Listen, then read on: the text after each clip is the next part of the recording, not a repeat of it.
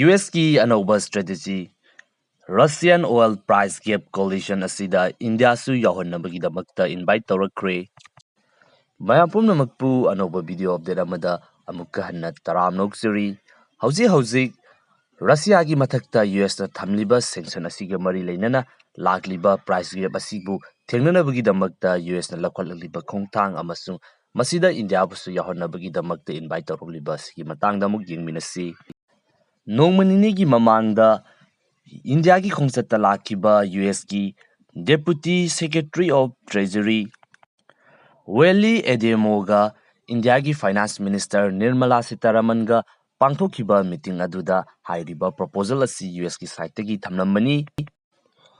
coalition asi form taunabagi khwaidagi main oiba maram asi hauji Russia na makogi crude oil asi yonduna madudagi fanglakpa paisa aduna Ukraine gi mathakta chathariba lan asida Sizinariba asibu crude oil asi yonbadagi thingduna Ukraine gi landa makoina pangsiliba mateng asi hanthanabagi damaktani haina fongdoklami haibadi Russia gi crude oil sing asi leibidabana maram oiduna Ukraine da chathariba lan asida paisa thadaba ngamdaduna lan asi loishinhanba matamadumaktada Russia gi thawsing asi thingjinibana maram oiduna market ta lakadoriba gap adusu mayam asi punsinduna coalition ama semduna masibu thengnanabagi damakta khongthang ama khakni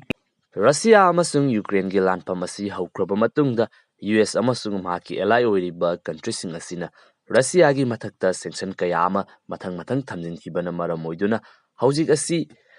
malem asigi oina leiriba crude oil gi mamal asi aduki matik yamna wanglabani masina maram oiduna inflation gi oiba issue kaya ama country ayambada hauji adumak thengnari hauji leiriba fibam asidagi makha tana fibam soksilaktanaba amasung fagalaknabagi damakta US amasung atopa country sing asina punsinduna hairiba haujiki oina leiriba issue asida karigumba solution ama poraknabagi damakta lokhalakpa khongthang ama khakni European Union gi khongthang ama khakta hauji songnariba lanfam asina maram oiduna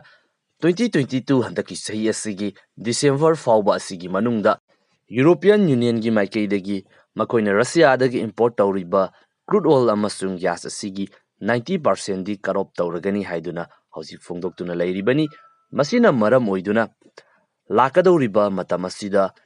EU gi member oiriba European countries sing asisu Russia gi mhut sinnabagi damakta atopa countries sing asida makogi darkar oiriba resourcing asigi damakta Lairiba atopa gas amasung crude oil puthokliba country sing asida Europe ki oiba country sing asigi oiba yamna chawba demand ama lakadawri demand yamlaga supply walakpa taragadi masa mathanta poti maman asi adumak hengalakpa haibasi masana tabani masina maram oiduna lakadawriba condition asibu thengnanabagi damakta mangjawnana US ki side tagi country kaya ama hauji khomjinba hawraklibani khongthang asida US ki side tagi India asi yahonnabagi damakta aduki matik yamna kanna honari US ki khongthang asi market asida leiriba crude oil gi mamal asibu hengat handana thamnabagi damakta lokhalakpa khongthang oibanina India su masida yawningbagi interest so tahowi haiduna mahaki statement amada fongdoklami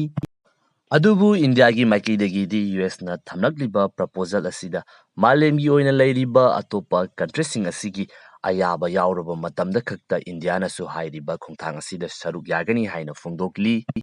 Russia amasung Ukraine gi lanfam asi hek haukraba matungda Russia dagi ahongba mamanda thawloriba asi maruoina India amasung China hairiba country ani sini maramasina US gi khongthang asida China yauduba taragadi India gi side gi su